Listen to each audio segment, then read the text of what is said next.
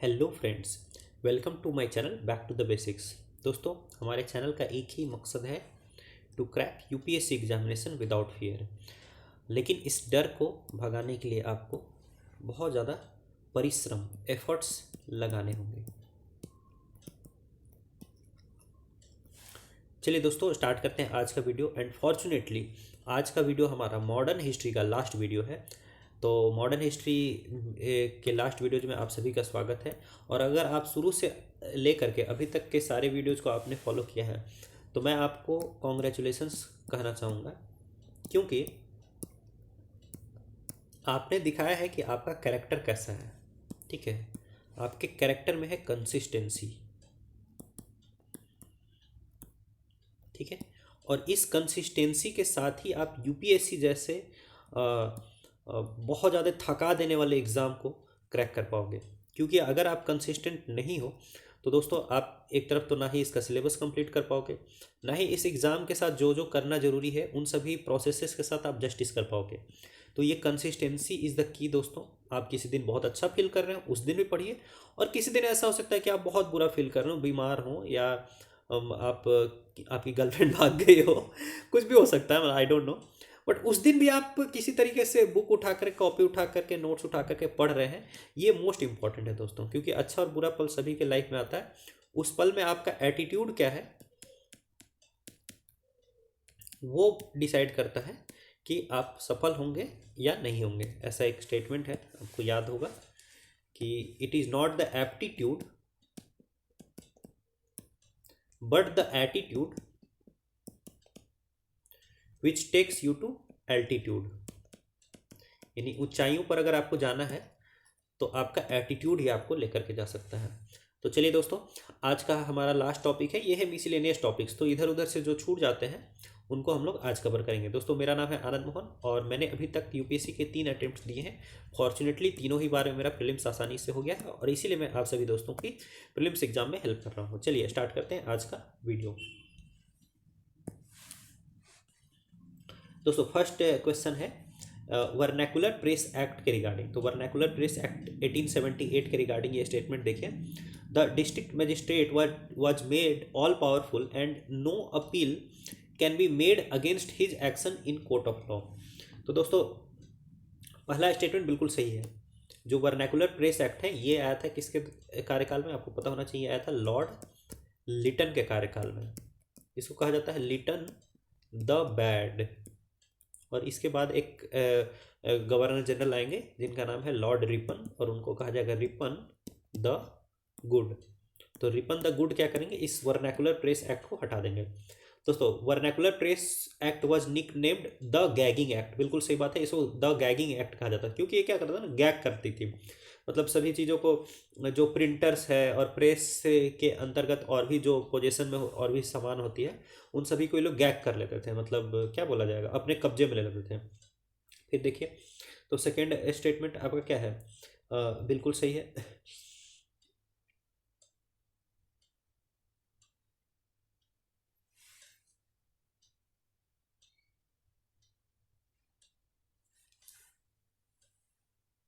फिर तीसरा देखिए, सोम प्रकाश turned overnight into an English newspaper to escape the Vernacular Press Act of 1878। तो दोस्तों, ये स्टेटमेंट बिल्कुल सही है, बस ये जो पेपर का नाम दिया है ना ये गलत है। ठीक है, ये होगा अमृत बाजार पत्रिका। तो अमृत बाजार पत्रिका ने क्या किया दोस्तों, इसने अपना जो है मीडियम ही चेंज कर लिया रातों रात। ठीक है, तो लेकिन देखिए, ऐसे हंसी की बात नहीं है। मैं आपको एक टॉपर की बात बताता हूँ। उनका नाम है श्रुति शर्मा, जो लास्ट ईयर टॉप की थी 2022 में। अब इनका कैरेक्टर देखिए कितना अच्छा है कि अ, इनसे 2021 में भी इन्होंने अटेम्प्ट दिया था, बट गलती से इन्होंने मीडियम अपना हिंदी भर दिया था। इनका मीडियम था इंग्लिश, और ये बात इनको पता चली होगी अपने प्रीलिम्स देने के बाद। यानी अब प्रीलिम्स से मेंस के बीच का जो 2.5-3 महीने का टाइम है, उसमें या तो इनके पास ये डिसीजन था कि या तो ये रोए बैठ करके, और या फिर ये अब चलो मीडियम हिंदी भर ही दिया है तो हिंदी में ही तैयारी करें। तो श्रुति शर्मा ने 3 महीने के अंदर में ही मतलब अपना मीडियम शिफ्ट करके भी मेंस दे दिया दोस्तों। हालांकि उनका मेंस 1 मार्क्स के कारण नहीं हो पाया था, बट अगर 1 मार्क से कारण ही नहीं हो पाया तो मैं तो मतलब इनको बहुत ये देता हूँ कि इन्होंने काफ़ी मतलब इम्प्रूव किया होगा। सोचो एक पूरे के पूरे दूसरे मीडियम में पूरी तैयारी करना, तो यही है दोस्तों एटीट्यूड। अगर आपके साथ कुछ गलत हो तो फिर भी पॉजिटिव एटीट्यूड रख करके आगे बढ़ते रहिए। तो थर्ड स्टेटमेंट लेकिन गलत है, सोम प्रकाश पेपर का नाम नहीं है, पेपर का नाम है अमृत बाजार पत्रिका। आज लास्ट सेशन है इसलिए मैं थोड़ा आपको एक्स्ट्रा चीज़ें बता रहा हूँ। चलिए इसको देख लीजिए दोस्तों। आइए क्वेश्चन नंबर 2 देखते हैं।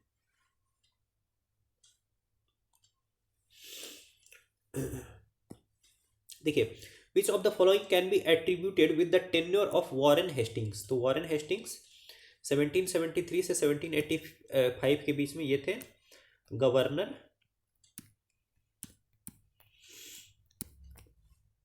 ऑफ इंडिया या गवर्नर जनरल ऑफ बंगाल थे ये। ठीक है, गवर्नर जनरल ऑफ इंडिया पद आएगा 1833 में। पहले गवर्नर जनरल ऑफ इंडिया बनेंगे लॉर्ड विलियम बेंटिक, बट ठीक है ये गवर्नर जनरल थे। अब इनकी बात सुनिए। He codified the laws and separated the revenue administration from the administration of justice. तो ये दोस्तों ये तो गलत है, आपको पता होगा। ये लॉज का कोडिफिकेशन और रेवेन्यू एडमिनिस्ट्रेशन और जस्टिस एडमिनिस्ट्रेशन को सेपरेट करने का ये सब काम किया है लॉर्ड कॉर्नवालिस ने। ये तो जिसने बेसिक रीडिंग भी की है उसको भी ये स्टेटमेंट पता होती है। तो first is actually wrong. Second statement को देखिए। He introduced the dual government of Bengal. गलत बात। Dual government of Bengal was introduced by Lord Clive after वो 1965 के बाद। यस 1965 नहीं दोस्तों, सॉरी मैं क्या ही बोल जाता हूँ कभी कभी। 1765 के बाद जो बक्सर का युद्ध हुआ था उसके बाद ये सिस्टम लाया गया था लॉर्ड क्लाइव के द्वारा, और इसको एबोलिश किया था वॉरेन हेस्टिंग्स ने, ना कि इंट्रोड्यूस किया था। तो second statement is also wrong. देखिए फिर देखिए कर रहा है ही फाउंडेड द कलकत्ता मदरसा। ये बिल्कुल सही स्टेटमेंट है। कलकत्ता मदरसा किसने स्थापित किया था? वॉरेन हेस्टिंग्स ने। फिर देखिए ये संस्कृत कॉलेज जो था बनारस में उसको स्थापित किया था जोनाथन डंकन ने। फिर आपका फोर्ट विलियम कॉलेज स्थापित किया गया था लॉर्ड वेलेस्ली के द्वारा। ठीक है, तो ये 3 कॉलेजेस वगैरह के नाम आपको याद रखने अलॉन्ग विद देयर फाउंडर्स। तो खैर राइट आंसर क्या है? Option number C 3 only. सिर्फ थर्ड स्टेटमेंट ही करेक्ट है यहाँ पर, बाकी दोनों गलत है। किसी भी गवर्नर जनरल के कार्यकाल में क्या क्या हुआ है? फर्स्ट वो आपको ध्यान में रखना। देखो first person to codify laws was Lord Cornwallis. फिर the court separated the revenue administration from the administration of justice. Revenue administration यानी कलेक्टर और जस्टिस एडमिनिस्ट्रेशन यानी डीएम, इन दोनों के पोस्ट को सेपरेट करने का काम किसने किया? लॉर्ड कॉर्नवालिस ने किया दोस्तों। ठीक है, फिर देखिए Warren Hastings brought the dual government systems of Bengal to an end. उसको खत्म कर दिया रेगुलेटिंग एक्ट के साथ में। फिर देखिए ही फाउंडेड द कलकत्ता मदरसा। चलो दोस्तों क्वेश्चन नंबर 3 देखते हैं हम लोग। अब देखिए यहाँ पर क्रोनोलॉजी में अरेंज करना है। अब जिसको ये सारे मूवमेंट्स के बारे में नहीं पता है वो क्या ही क्रोनोलॉजी। इंडिगो रिवोल्ट कब हुआ है? ये हुआ 1859 और 1860 में। एक बुक लिखी गई थी नील दर्पण। नील दर्पण किसके द्वारा लिखी गई थी? ये कमेंट करके बता दीजिए तो बहुत अच्छा रहेगा। ठीक है, तो अब बारदोली सत्याग्रह कब हुआ है? देखिए बारदोली सत्याग्रह होता है 1927-28 में सरदार पटेल के द्वारा। ठीक है, सरदार पटेल के लीडरशिप में। एक्चुअली उस टाइम वो पटेल थे और इस आंदोलन के बाद वो सरदार बन जाएंगे, क्योंकि वहाँ की जो महिला किसान रहती हैं वो लोग उनको सरदार की उपाधि देंगे। तेभागा मूवमेंट होता है भारत की आज़ादी के समय 1946 में। किस लिए? भाई कि हम लोग हाफ रेवेन्यू नहीं देंगे, मतलब जितना क्रॉप है उसका हाफ शेयर नहीं देंगे, हम लोग सिर्फ 1/3 देंगे। तेभागा 1/3 ही देंगे आपको। एका मूवमेंट क्या है? एका मूवमेंट होता है 1921 में। ठीक है, 1921 में ये था ये कांग्रेस का ही पार्ट था दोस्तों एका मूवमेंट। बट धीरे धीरे इसके जो एका मूवमेंट के जो लीडर थे मदारी पासी उनका नाम था, मदारी पासी।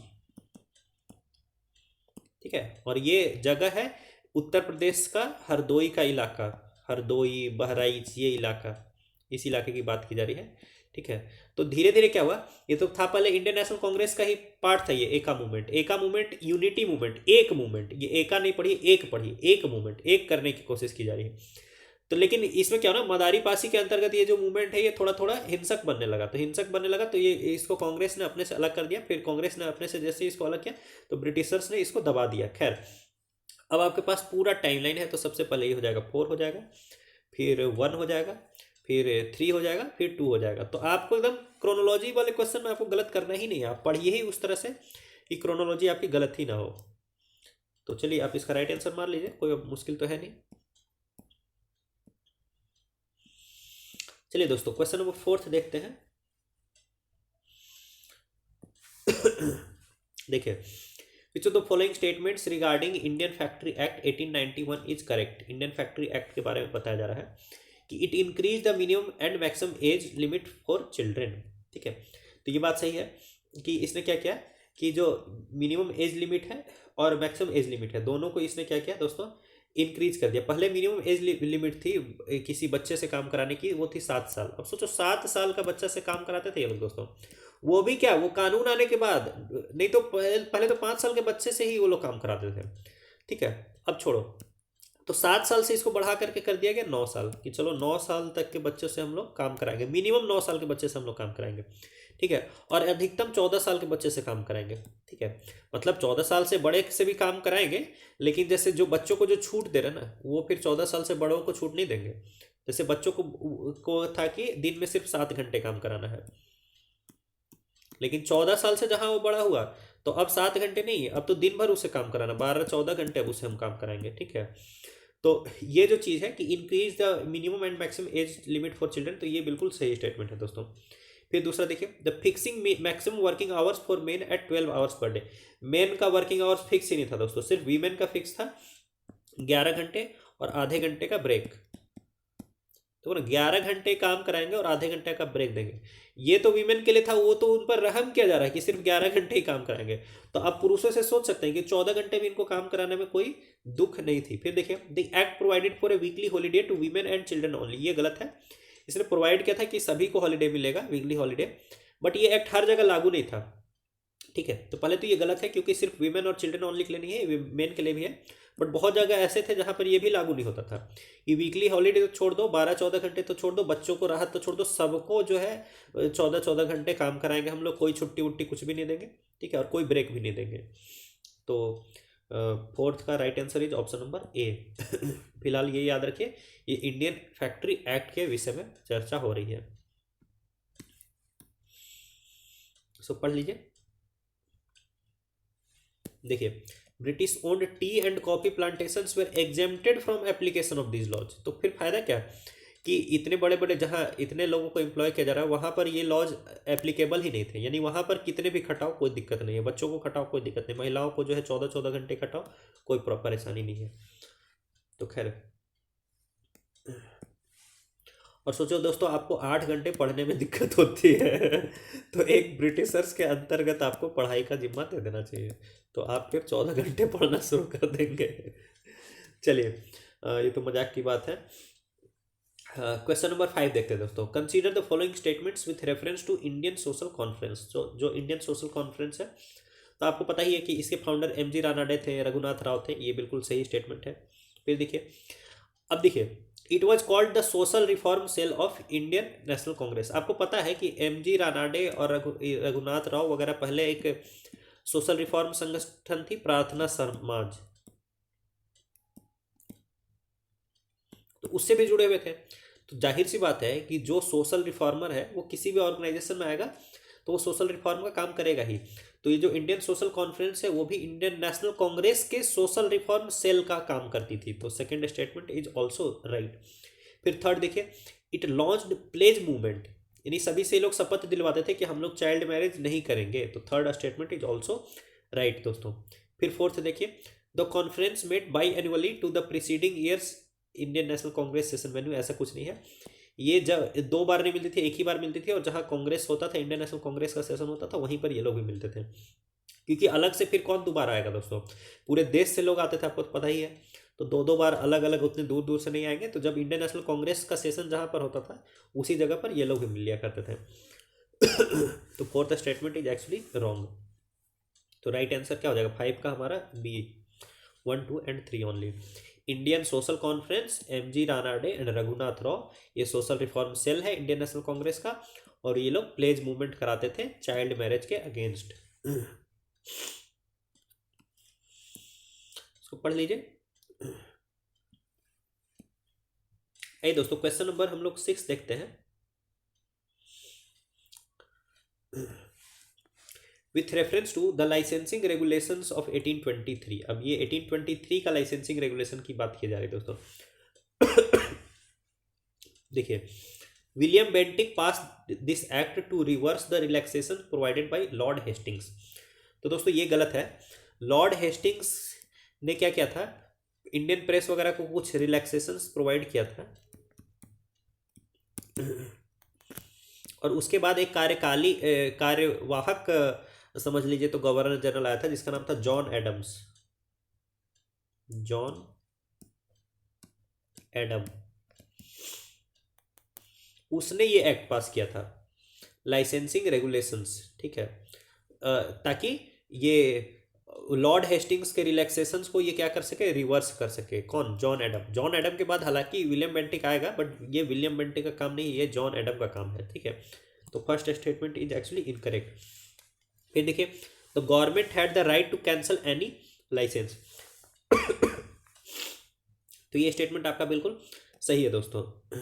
गवर्नमेंट के पास राइट था कि वो किसी भी न्यूज़पेपर वगैरह के लाइसेंस को, किसी पब्लिशर के, प्रिंटर के लाइसेंस को वो लोग कैंसिल कर सकते थे। फिर देखिए, the Mirat ul Akbar was seized due to this act. आपको पता है मिरात उल अकबर किसका न्यूज़पेपर था? मिरात उल अकबर न्यूज़पेपर था राजा राम मोहन रॉय,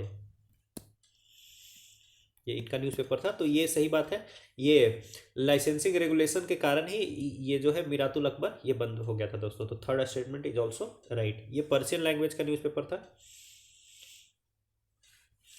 तो राइट आंसर क्या होगा हमारा? Option number C 2 and 3 only.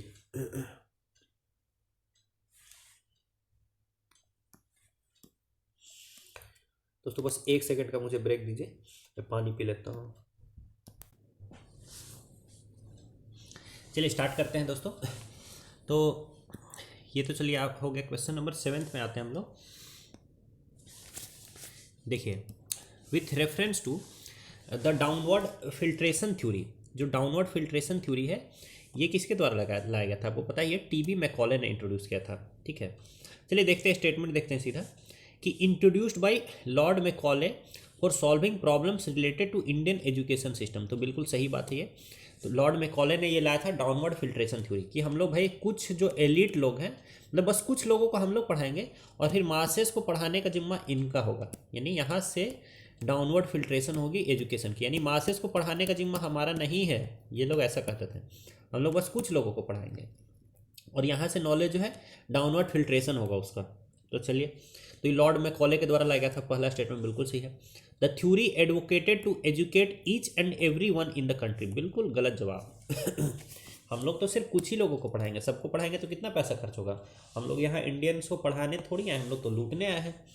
तो first statement is right, second is wrong. Right answer is option number A 1 only. पढ़ लीजिए दोस्तों। आइए क्वेश्चन नंबर 8 देखते हैं।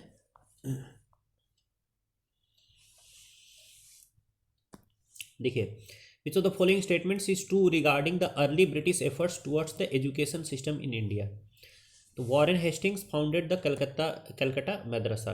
दोस्तों ये मैंने आपको बताया ही था, वॉरेन हेस्टिंग्स ने बना है कलकत्ता मदरसा। संस्कृत कॉलेज जो है बनारस में जोनाथन डंकन, ये भी बिल्कुल सही है। फिर देखिए तीसरा क्या है? Spread of education by the Christian missionaries through vernacular schools. बिल्कुल सही बात है दोस्तों। जो क्रिश्चियन मिशनरीज थे उन्होंने अपने स्प्रेड को पकड़ने के लिए वो लोग ट्राइबल इलाके में जाते थे, जैसे कि, तो वहाँ के लैंग्वेज में उनको पढ़ाते थे। हालांकि इंग्लिश भी रखते थे, देखो ट्राइबल लैंग्वेज और प्लस इंग्लिश। तो इसलिए इन लोगों को ना फैलने में बहुत आसानी हुई। आप अभी भी जाकर के देखोगे, जैसे झारखंड में, उड़ीसा में, छत्तीसगढ़ में, ऐसे कई जगह ऐसे हैं जहाँ पर आज तक सरकार, मतलब अब तो चलो पहुँच गई है, ठीक है, जो गवर्नमेंट स्कूल्स हैं वो नहीं पहुँचे थे कुछ सालों तक, अभी कुछ साल पहले तक, लेकिन वहाँ पर भी ये मिशनरीज स्कूल्स पहुँचे हुए हैं दोस्तों। तो आप उसको जिस भी नज़र से देखिए, बट इन्होंने एजुकेशन के लिए काम बहुत किया है। तो ये बात बिल्कुल सही है। और इन्होंने ट्राइबल लैंग्वेज में और वर्नैकुलर लैंग्वेज में पढ़ाने की कोशिश की है शुरुआत में। तो third statement is also right. तभी तो ये इतना आसानी से फैल पाए। तो राइट आंसर क्या हो जाएगा हमारा ऑप्शन नंबर डी 1, 2 एंड 3। अब इसको पढ़ लीजिए दोस्तों। फाउंडर्स के नेम तो आपको याद ही रखने हैं। आइए क्वेश्चन नंबर 9 देखते हैं।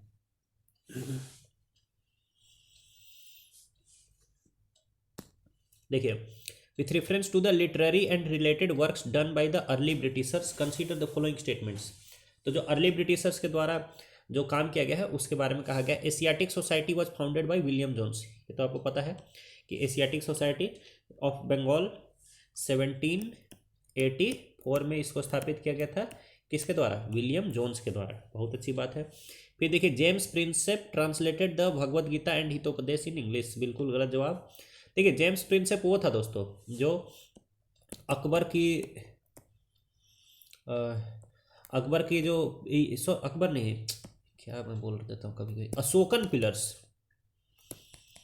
अशोकन पिलर्स में जो ब्राह्मी और खरोष्टी लिपि में लिखी गई थी उसको डिकोड करने वाले का नाम था जेम्स प्रिंसेप। ठीक है। और भगवद गीता को ट्रांसलेट करने वाले का नाम है चार्ल्स विल्किंस। ये आप ध्यान रखिए। तो second statement is actually wrong. फिर देखो, archaeological survey of India founded by Alexander Cunningham. बिल्कुल सही, ये तो एनसीईआरटी में भी आपको मिल जाएगा। फिर देखो, Colin Mackenzie was made the first surveyor general of India. बिल्कुल सही बात है। To help consolidated the British. ठीक है, मतलब first surveyor general of India जो है वो कॉलिन मैकेंजी था। ये लगभग 1816 की बात है, या पता नहीं 17 की। और ये आर्कियोलॉजिकल सर्वे ऑफ इंडिया ये लगभग बात है 1861 की। तो ये सारा आपको क्रोनोलॉजी भी याद रखना है दोस्तों। तो चलो, राइट आंसर क्या है? 2 को काट दो और 1, 3, 4 सही कर दो। Option number C is the right answer. तो पढ़ लीजिए, तो मैंने आपको बता ही दिया है। देखो, अलेक्जेंडर कनिंघम ने फाउंड किया आर्कियोलॉजिकल सर्वे ऑफ इंडिया कौन से ईयर में? 1861 में। और पहला डायरेक्टर जनरल भी वो खुद बन गया। ठीक है, इसीलिए उसको फादर ऑफ इंडियन आर्कियोलॉजी कहते हैं। किसको? अलेक्जेंडर कनिंघम को। फिर देखो, Colin Mackenzie was appointed as the first surveyor general of India in 1815। Sorry 1816 नहीं दोस्तों, 1815। तो ठीक है, आपको मोटा मोटी याद रखना है। चलिए, आइए क्वेश्चन नंबर 10 देखते हैं। The Bengal judicature act of 1781, ये किससे रिलेटेड है? तो बंगाल जुडिकेटर एक्ट है दोस्तों related to division of power between supreme court and governor general. ठीक है, आपको पता है कि क्या क्या था। ये 1773 में जो वॉरेन हेस्टिंग्स था ना, वॉरेन हेस्टिंग्स ने, एक जज था जस्टिस इम्पे। ठीक है, जस्टिस इम्पे पर दबाव बना करके, प्रेशर बना करके इसने क्या कहते हैं, एक आदमी को फांसी दिलवा दी थी। ठीक है, वो मतलब उस आदमी ने क्या कहता है कि वॉरेन हेस्टिंग्स जितनी यहाँ मतलब गलत काम करता था, ठीक है, उसके बारे में लेटर लिख करके इन्फॉर्म कर दिया था ब्रिटेन के ईस्ट इंडिया कंपनी के ऑफिसर्स को, जो इससे वॉरेन हेस्टिंग्स के भी जो बड़े ऑफिसर्स हैं उनको। ठीक है, तो वॉरेन हेस्टिंग्स ने क्या किया कि छोटे मोटे किसी क्राइम में उसको फंसा दिया। मुझे अभी नाम नहीं याद आ रहा, आप एक बार चेक कर लेना कि वॉरेन हेस्टिंग्स और ये जो इम्पे है, जस्टिस इम्पे, इनका क्या केस है। ठीक है, तो और इम्पे ने भी क्या किया, दबाव में आकर के उसको फांसी की सजा ही दे दी थी, उसको छोटे मोटे क्राइम के चलते। ठीक है, तो इसी के लिए ये जो बंगाल ये जुडिकेटर एक्ट 1781 है, ये इसीलिए है कि सुप्रीम कोर्ट और गवर्नर जनरल इन काउंसिल के पावर को डिवाइड कर दो भाई, अलग अलग कर दो, नहीं तो फिर तो ऐसे फिर ये लोग किसी को भी लटकाते रहेंगे। तो राइट आंसर क्या है? Option number A, Bengal judicature act, power division between supreme court and governor general in council.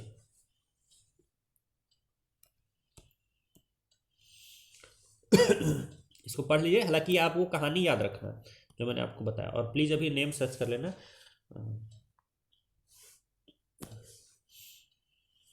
जिनको फांसी पर लटकाया गया था उनका नेम सर्च कर लेना, आपको मिल जाएगा। चलो देखो, consider the following statement regarding the rise and growth of the trade union movements in India. ठीक है, तो trade union movements in India से रिलेटेड स्टेटमेंट्स दिए हुए हैं। पहला देखिए भाई, outbreak of world war 1 and impact of the Russian revolution, मतलब कहीं ना कहीं वर्ल्ड वॉर 1 और रशियन रिवॉल्यूशन के कारण इंडिया में ट्रेड यूनियनिज्म जो है बढ़ा, ये बात बिल्कुल सही है। ठीक है, क्योंकि जब वर्ल्ड वॉर 1 हुआ ना तो इंडस्ट्रियल प्रोडक्शन भी बहुत ज़्यादा बढ़ गया दोस्तों। जो ब्रिटिश इंडस्ट्रीज थी वो तो थी ही, इंडियन जो इंडस्ट्रियलिस्ट थे उनका भी इंडस्ट्रियल प्रोडक्शन बहुत ज़्यादा बढ़ गया। इंडस्ट्रियल प्रोडक्शन बढ़ा, प्राइसेस बढ़ी, प्राइसेस भी बढ़ी, लेकिन वेजेस नहीं बढ़ा, सैलरी नहीं बढ़ा। तो ऑब्वियस बात है लोग तो यूनियन बनाएंगे ही। ठीक है, तो पहला स्टेटमेंट बिल्कुल राइट है। फिर रशियन रिवॉल्यूशन से भी प्रभावित थे लोग कि वर्कर्स जो है वो आंदोलन ला करके पूरे एक देश की सरकार को बदल सकते हैं। तो पहला स्टेटमेंट बिल्कुल सही। फिर देखो, all India trade union Congress organized by N M. Joshi 1920 was the first trade union of the modern type in India. दोस्तों देखो, एक तरीके से ये सही स्टेटमेंट है, लेकिन ऐसे ये स्टेटमेंट आपका सही नहीं। फर्स्ट जो मॉडर्न टाइप का जो ट्रेड यूनियन है वो है Madras labour union, Madras labour union. और इसको बनाया गया था 1918 में ही, 1918 में ही इसको बना दिया गया था। ठीक है, और इसको बनाने वाले का नाम है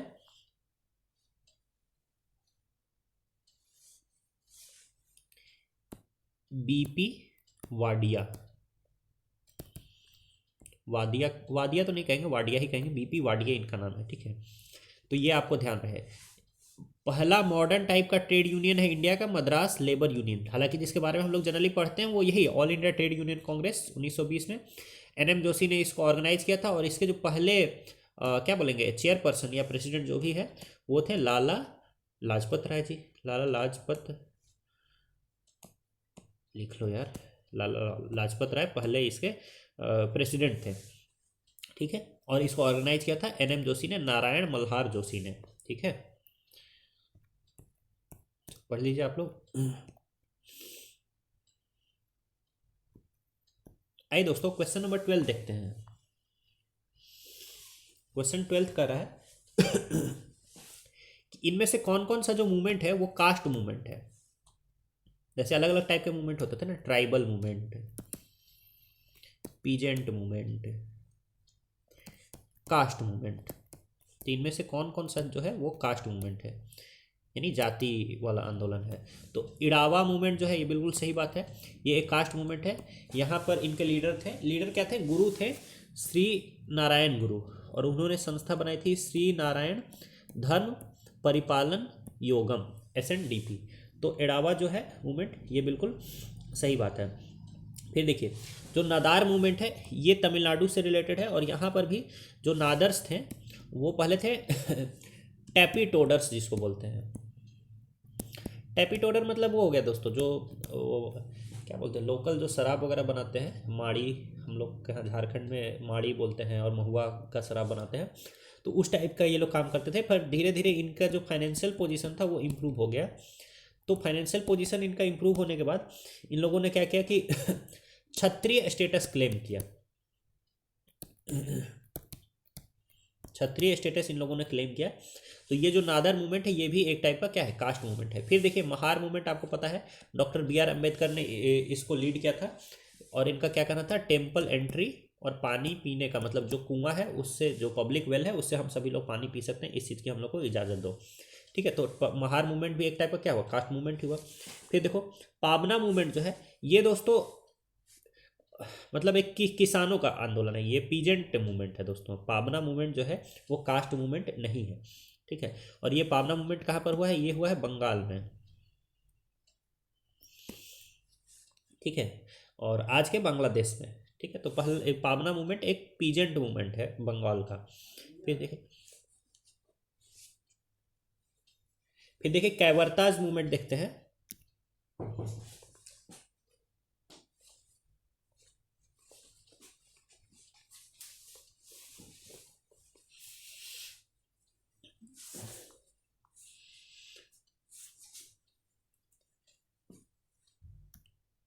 तो कैवर्ताज मूवमेंट के बारे में हम लोग देख रहे हैं दोस्तों। सॉरी, एक ब्रेक लग गया था। हाँ, तो कैवर्ताज मूवमेंट भी दोस्तों एक टाइप का कास्ट मूवमेंट है।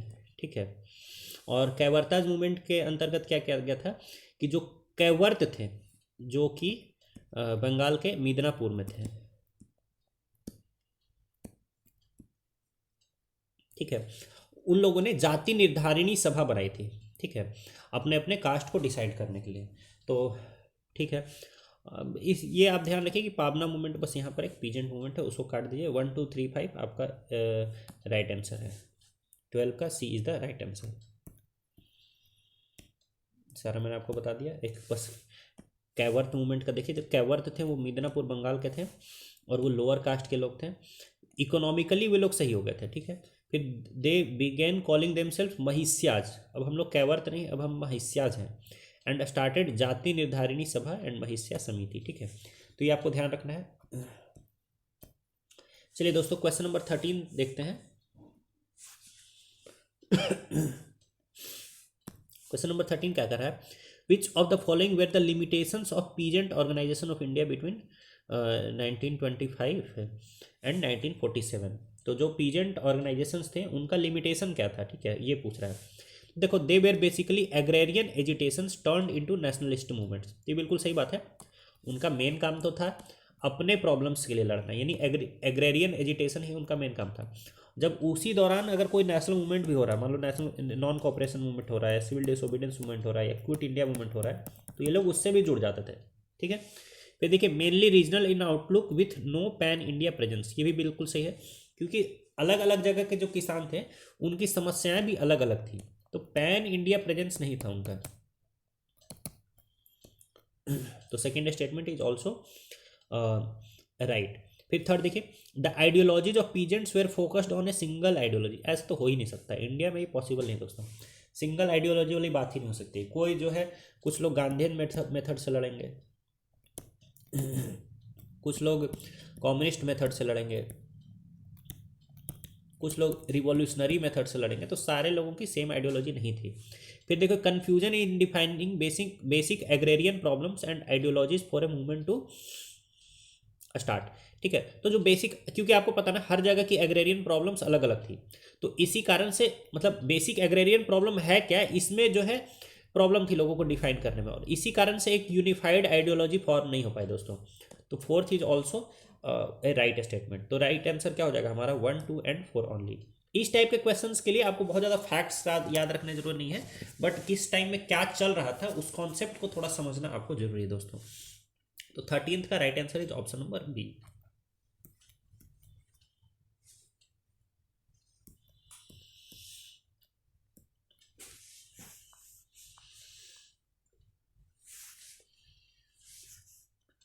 आइए दोस्तों, 14th क्वेश्चन देखते हैं। यहाँ पर एक महापुरुष हैं सर तेज बहादुर सप्रू, इनके नाम को एक बार प्रणाम कर लीजिए। तेज बहादुर सप्रू ने ही जो आईएनए ट्रायल्स हुआ था, आईएनए ट्रायल्स आपको पता है, इंडियन नेशनल आर्मी का गठन किया था सुभाष चंद्र बोस जी ने।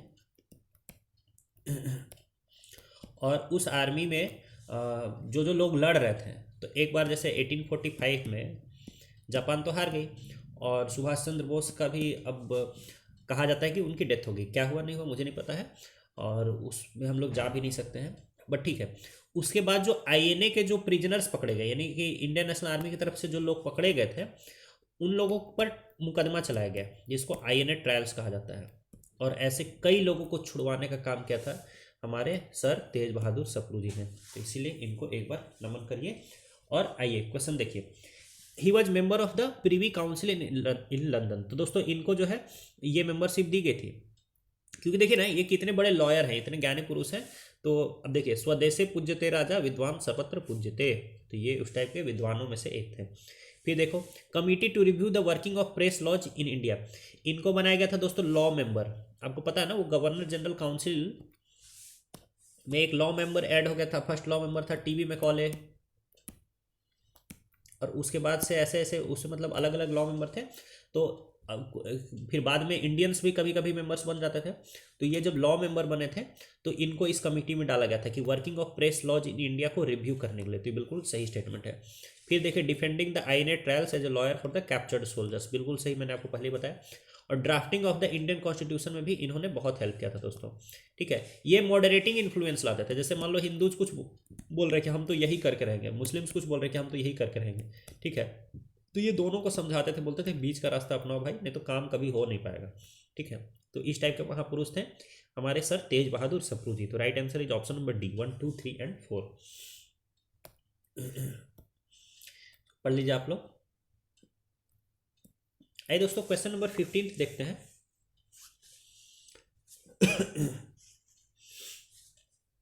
देखिए ये एक्ट का नाम है सेंसरशिप एक्ट 1799। अब इसके रिगार्डिंग क्वेश्चन पूछा जा रहा है। 1799 में ये एक्ट आया है, सेंसरशिप एक्ट। ठीक है, तो इसके बारे में कह रहा है कि magistrate to enter a bond with the printer of the newspapers.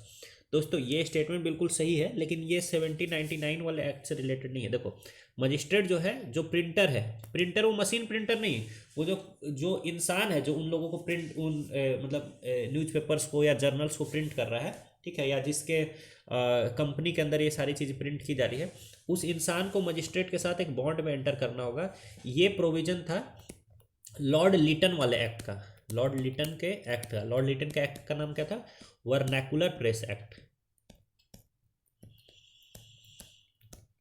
और ये सेंसरशिप एक्ट भी इसी के लिए आया है, प्रेस को दबाने के लिए ही आया है, बट इसका ये प्रोविजन नहीं था। फिर देखो the newspaper should print the name of the printer, editor, proprietor on each issue. ये इसका मेन प्रोविजन था दोस्तों, कि जितने भी न्यूज़पेपर्स है उसको प्रिंट करने वाला कौन है, उसको लिखा किसने है, इस न्यूज़पेपर का मालिक कौन है, उन सभी का नाम वहाँ छापो। ठीक है, ताकि अगर कुछ भी उसमें उल्टा सीधा पाएगा तो सीधे इन लोगों को जेल में डाल दिया जाएगा। तो ऑब्वियस सी बात है, काफ़ी लोग डर जाते थे। फिर देखो लॉर्ड हेस्टिंग्स एबोलिश्ड दिस एक्ट। तो दोस्तों ऐसा नहीं है, देखिए पहला सही है, दूसरा सही है, फिर हाँ तीसरा भी सही है। ये एबोलिशन की बात किया जा रहा है, इसको लाने की बात नहीं की जा रही है। लाया था इसको वेलेस्ली ने, वेलेस्ली ने इसको इंट्रोड्यूस किया था, लॉर्ड वेलेस्ली ने, और इसको रिमूव किया लॉर्ड हेस्टिंग्स ने। और देखिए ये हेस्टिंग्स दूसरा है, एक तो वॉरेन हेस्टिंग्स है।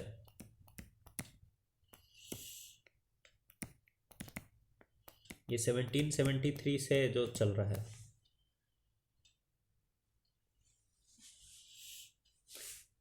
देखो पहला गलत है ना दोस्तों, ये था वर्नैकुलर प्रेस एक्ट का, तो पहला हमने काट दिया। चलो, तो वॉरेन हेस्टिंग्स एक दूसरा है, और ये हेस्टिंग्स दूसरा है। ये था 1813 से लेकर के 1823 तक। ठीक है, और इसके बाद थोड़े टाइम के लिए आएगा जॉन एडम, और जॉन एडम के बाद आएगा विलियम बेंटिक। एकदम आपको लाइन से याद रखना है दोस्तों। तो चलो ठीक है, पहला गलत है, दूसरा सही है, तीसरा सही है। तो राइट आंसर क्या होगा? अपना ऑप्शन नंबर सी।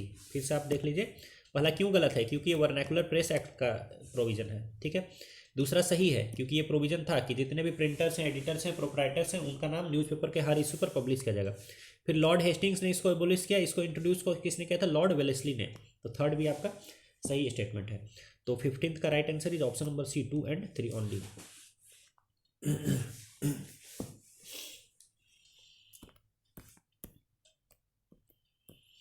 फिर देखिए, मैंने आपको कई बार बोला है कि इस टाइप का कोई भी कमेटी या कमीशन का नाम आता है उसको लिख लीजिए, वो किससे रिलेटेड है। जस्टिस मिलर कमेटी, दोस्तों जस्टिस मिलर कमेटी किसी ब्रिटिश ने बिठाई थी। जस्टिस मिलर कमेटी बिठाई थी मैसूरू के राजा ने। मैसूरू का राजा था कृष्ण राजा वोडेयार। हालांकि सभी राजा का यही नाम था वहाँ पर, कृष्ण राजा वोडेयार।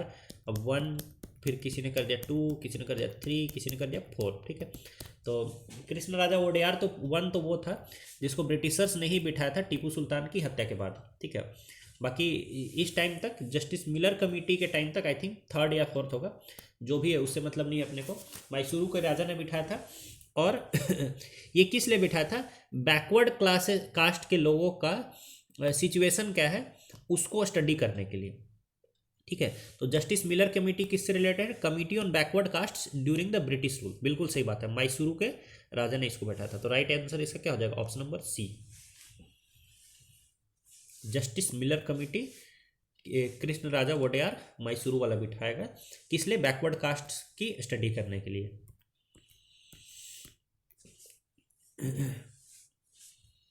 और ये जो जस्टिस मिलर है दोस्तों, ये जो मिलर है, लेस्ली मिलर, इसके चेयरमैनशिप पे बैठाया गया था और ये मैसूर हाई कोर्ट का जज था।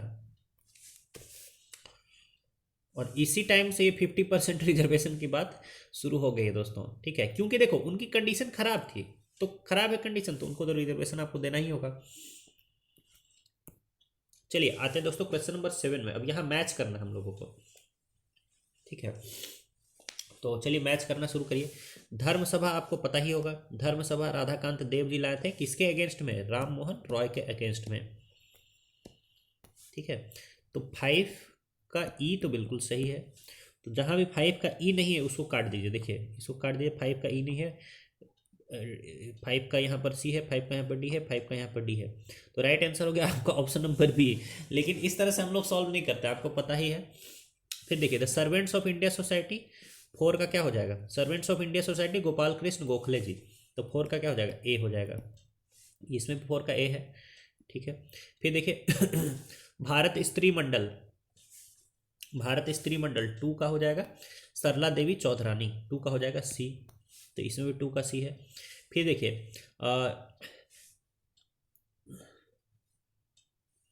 Social services league, social services league आपको पता है एनएम जोशी का ये संस्था है, तो 1 का क्या हो जाएगा? डी, ठीक है। और बचा सेवा सदन, ये हो जाएगा गोपाल, ये बी आर मालाहारी, ठीक है, B R Malabari, sorry B R Malabari. तो खैर हम लोग तो एक ही एलिमिनेट करके राइट आंसर तक पहुंच गए थे, लेकिन मैंने आपको बता ही दिया। वैसे इसमें 2-3 आपको तो नाम पता ही होंगे कि भाई servants of India society Gopal Krishna Gokhale की है, ठीक है, भारत स्त्री मंडल सरला देवी चौधरानी की है। अगर 3 आपको पता है तो आप किसी भी कीमत पर इसका आंसर गलत नहीं करेंगे, देख लीजिए सोशल सर्विस लीग स्थापित की गई है नारायण मल्हार जोशी के द्वारा। फिर देखो भारत स्त्री मंडल सरला देवी चौधरानी, ये टैगोर की बहन है। फिर देखिए सेवा सदन बी आर मालाबारी, ये बॉम्बे में स्थापित किया गया। फिर देखिए सर्वेंट्स ऑफ इंडिया सोसाइटी, ठीक है, सोसाइटी, ये गोपाल कृष्ण गोखले गांधी जी के गुरु। फिर धर्म सभा राधाकांत देव, धर्म सभा काम करती थी राजा राम मोहन रॉय की ब्रह्मो समाज के अगेंस्ट, ठीक है, यानी ये सती प्रथा लाना चाहती थी, मतलब सती प्रथा को हटाओ मत, ठीक है। आइए दोस्तों क्वेश्चन नंबर 18 देखते हैं। पूछ रहा है कि इसमें से कौन कौन सा जो है एक फेमाइन कमीशन है जो किसको ब्रिटिशर्स ने बिठाया था। दोस्तों आपको तो कमीशंस के मैंने बता ही दिया कि नाम ही पता होने चाहिए और पता होना चाहिए कि ये किस लिए बिठाया गया है। तो देखो जैसे कैंपबेल कमीशन, ये बिल्कुल एक फेमाइन कमीशन है, पहला तो सही है। फिर देखो जो सैडलर कमीशन है, आपको पता होना चाहिए कि ये यूनिवर्सिटी से रिलेटेड है, एजुकेशन से रिलेटेड है, तो ये तो गलत है। फिर देखिए स्ट्रैची कमीशन, स्ट्रैची कमीशन दोस्तों ये भी फेमाइन से रिलेटेड है दोस्तों, ठीक है। स्ट्रैची कमीशन क्या है? ये भी आपका फेमाइन से ही रिलेटेड है। फिर देखिए मैकडोनल्ड कमीशन, ये भी फेमाइन से रिलेटेड कमीशन है, ठीक है। अभी नीचे हम लोग देखेंगे कि ये कौन कौन से ईयर में फॉर्म किया गया है, ठीक है। और फिर देखिए फाउलर कमीशन, देखो फाउलर कमीशन दोस्तों करेंसी से रिलेटेड है। बस इतना आपको याद रख गया ना तो आपका तो काम ही हो जाएगा। तो 5 तो गलत है, 1, 3 और 4 सही है, तो राइट आंसर क्या हो जाएगा? Option number B. बस यहाँ पर ये देख लीजिए कि जो सैडलर कमीशन है ये यूनिवर्सिटी से रिलेटेड है, फाउलर कमीशन है ये क्वाइन से रिलेटेड है, ठीक है। चलिए बाकी देखते हैं कौन कौन सा कमीशन कब कब बिठाया गया, ठीक है। जो कैंपबेल कमीशन है इसको बिठाया गया था सर जॉर्ज कैंपबेल के चेयरमैनशिप के अंदर में 1865-66 में, ठीक है, बिहार के फेमाइन में, बिहार बंगाल मद्रास के फेमाइन में, ठीक है। फिर देखो स्ट्रैची कमीशन 1880 में बिठाया गया था लॉर्ड लिटन के द्वारा। फिर मैकडोनल्ड कमीशन बिठाया गया था लॉर्ड कर्जन के द्वारा, ठीक है। चलिए क्वेश्चन नंबर 19 देखते हैं दोस्तों। Consider the following statements and identify the personality related to it. Founder of Indian national association, founder of Indian national association तो आपको पता ही कि आनंद मोहन बोस है, ठीक है। रोट ए बायोग्राफी ऑन राजा राम मोहन रॉय। तो दोस्तों मैं एक चीज़ बोलता हूँ, ये इंडियन नेशनल एसोसिएशन नहीं होगा, ये होगा नेशनल इंडियन एसोसिएशन। देखो इंडियन नेशनल एसोसिएशन के फाउंडर हैं आनंद मोहन बोस जी, ठीक है। लेकिन राजा राम मोहन रॉय की बायोग्राफी इन्होंने नहीं लिखी है दोस्तों, पहली बात तो ये है। राजा राम मोहन रॉय की बायोग्राफी लिखी है मैरी कारपेंटर ने, जो कि एक ब्रिटिश महिला थी, ठीक है। और इन्होंने नेशनल इंडियन एसोसिएशन फॉर्म किया था, ठीक है। तो ये थोड़ा सा गलत हो गया क्वेश्चन। तो देखिए मैरी कारपेंटर के बारे में बात किया जा रहा है, और नेशनल इंडियन एसोसिएशन इन्होंने फाउंड किया। इन्होंने महिलाओं के अपलिफ्टमेंट के लिए और उनके एजुकेशनल स्टेटस को बढ़ाने के लिए काम किया। और इन्होंने राजा राम मोहन रॉय के ऊपर एक बुक भी लिखी थी मैरी कारपेंटर ने, ठीक है, कि लास्ट डे ऑफ राजा ऐसा करके कुछ था इनके बुक का नाम। तो ये ध्यान रहे कि ये इंडियन नेशनल एसोसिएशन है। इंडियन नेशनल एसोसिएशन के फाउंडर बिल्कुल आनंद मोहन बोस जी ही हैं, और लेकिन नेशनल इंडियन एसोसिएशन की फाउंडर का नाम है मैरी कारपेंटर, जो कि ब्रिटिश महिला थी। तो राइट आंसर क्या हो जाएगा 19 का ए। क्यों, लेकिन थोड़ा सा क्वेश्चन गलत है, वो आप देख लीजिए, कोई बड़ी बात नहीं है, हो जाता है। देखिए Mary Carpenter who came to India in 1866 establish the national Indian association, ना कि इंडियन नेशनल एसोसिएशन, ठीक है। फिर देखिए इन्होंने बायोग्राफी लिखी थी राजा राम मोहन रॉय के ऊपर, the last days in England of the Raja. हाँ, तो लास्ट डेज ऑफ राजा, तो इस तरह से आप ध्यान रखिए।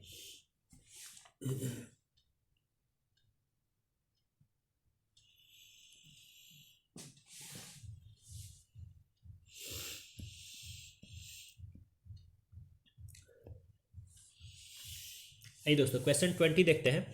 Consider the following statements regarding the viceroys of India, ठीक है, जो इंडियन वायसरॉयज थे उनके बारे में स्टेटमेंट्स दिया हुआ है। It was under Lord Mayo that the first census was conducted in India, बिल्कुल सही बात है। फर्स्ट सेंसस इंडिया में हुआ था 1872 में, और पूरा ऑर्गेनाइज्ड सेंसस हुआ था 1881 में। तो ये वाला जो सेंसस हुआ है ना, ये लॉर्ड मायो के अंदर हुआ है, ठीक है। तो पहला स्टेटमेंट आपका बिल्कुल क्या है, करेक्ट है। पहला स्टेटमेंट इज टोटली करेक्ट। फिर दूसरा देखो, the statutory civil services was formed during the tenure of Lord Ripon, गलत। It was formed under tenure of Lord Lytton, Lytton the bad के अंतर्गत इसको फॉर्म किया गया था दोस्तों, ठीक है। हालांकि इसने क्या किया था, जो एज है सिविल सर्विसेज में काम करने की, उसको घटा दिया था, 21 से घटा करके 19 साल कर दिया था। ऐसे ही ये लोग चाहते ही थे कि इंडियंस उसमें जाएं दोस्तों, ठीक है। फिर देखो, on his visit to Port Blair Lord Mayo was assassinated. देखो ये लॉर्ड मायो इकलौता गवर्नर जनरल है जिसको क्या कहता है, ये जब पोर्ट ब्लेयर ना अंडमान निकोबार वाले जेल में जब गया ये, ठीक है, तो वहाँ पर एक कैदी था, उसको उम्र कैद की सज़ा तो पहले से मिली हुई थी, शेर अली नाम था उसका।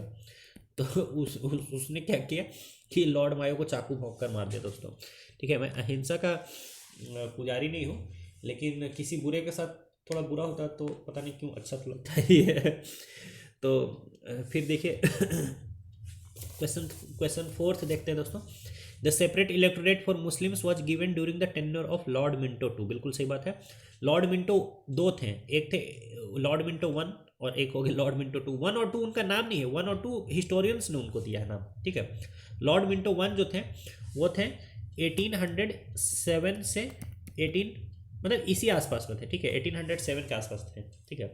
लेकिन लॉर्ड मिंटो टू थे वो मॉर्ले मिंटो रिफॉर्म वाले, और इन्हीं के कार्यकाल में सबसे पहले क्या किया गया, मुस्लिम्स को सेपरेट इलेक्टोरेट दिया गया दोस्तों। और इसीलिए इनको फादर ऑफ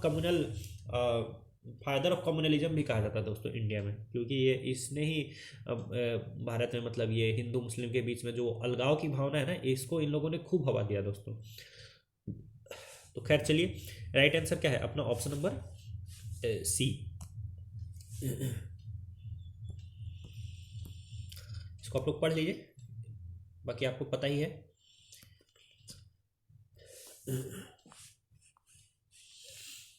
देखिए क्वेश्चन 21 के बारे में बात किया जा रहा है, इम्पीचमेंट किसका हुआ है, कौन से गवर्नर जनरल का इम्पीचमेंट हुआ है, तो इसी वॉरेन हेस्टिंग्स का ही हुआ है। इसने एक तो आपको पता ही था कि एक जज था एलिजा एम्पे, उसके साथ मिल करके एक को तो फांसी पर ही चढ़वा दिया था। पर इसके अलावा भी इसने काफ़ी सारे ये किए थे दोस्तों।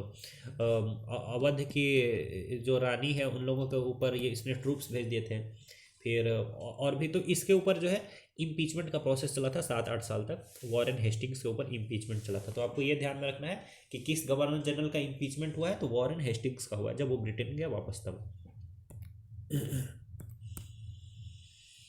देखिए हाँ, यह नंद कुमार केस, नंद कुमार स्मर्डर नहीं, केस ऑफ चैत सिंह, ठीक है। ये चैत सिंह को क्या कहता है, इसने ये अपने एक दोस्त मतलब दोस्त था या पता नहीं मुझे, एलिजा एम पे जज था, उस पर इसने दबाव बना करके बोला इसको तो फांसी की ही सज़ा दो। ठीक है। तो फिर चैत सिंह को फांसी की सज़ा दी गई और उसको फिर मार दिया गया। तो ये हो गया दोस्तों 21 का ए। दोस्तों इसी के साथ हमारा ये सेशन भी फिनिश होता है और हमारा मॉडर्न हिस्ट्री और हमारे हिस्ट्री से रिलेटेड सारे एमसीक्यूज भी खत्म हो जाते हैं दोस्तों। तो इस पूरे सेशन में शुरू से अंत तक आप अभी तक बने हुए हैं, तो मैं आपको कहूँगा कि आप बहुत ही लकी हो, क्योंकि सबसे लकी इंसान वो होता है जो सबसे ज़्यादा एफर्ट्स डालता है, क्योंकि फॉर्चून फेवर्स द ब्रेव, यानी किस्मत भी आपका साथ तभी देगी जब आप पहले से बहादुर हैं, जब आप पहले से मेहनत कर रहे हैं। ठीक है। सिर्फ किस्मत के भरोसे बैठे रहेंगे तो फिर आप अनलकी हो जाएंगे। ठीक है। तो चलिए इसी के साथ हमारा ये सेशन फिनिश होता है। अब हम लोग नेक्स्ट स्टार्ट करेंगे ज्योग्राफी से रिलेटेड एमसीक्यूज। तो अगर आपने ज्योग्राफी रिवाइज नहीं किया तो तुरंत रिवीजन शुरू कर दो और फिर आकर के मेरे साथ डेली एमसीक्यूज सॉल्व करो। आप सभी का बहुत बहुत धन्यवाद।